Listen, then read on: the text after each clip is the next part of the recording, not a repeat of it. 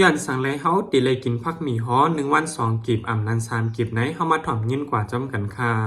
การอันที่เฮากินปันผักหมี่ฮ้อลิบ1วัน2กีบอ่ำนั้น3กีบในมันมีผลดีต่อตัวคิงเฮาได้ๆค่ะมันมีผลดีจึงคือลาในผักหมี่ฮ้อในมันเฮกางตั้งเป็นแก่นสาไลลีเหลือเสเปิ้นในออ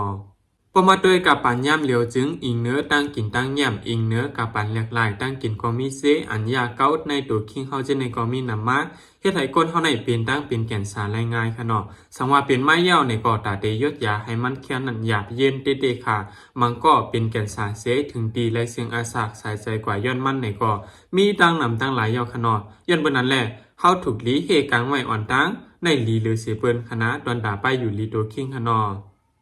ลอกไล่กินมันเตก็อำหยาบคณะเฮาปอกเอาผักหมี่ห่อลิบ1กิบถึง2กิบ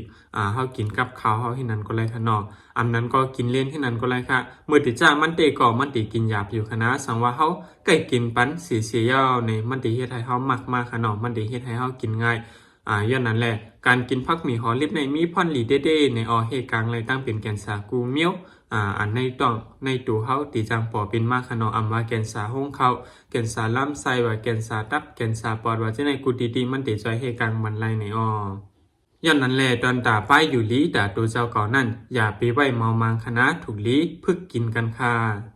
สังว่าวิดีโอโหในมีพอดีอยู่ในจึงเคนดอจอยสืบปืนเพปันให้ลูกๆหลานๆปีๆน้องๆอ้อยก็อ้อยเสเฮาไหลหันเหมือนหนังเฮาเสกำคา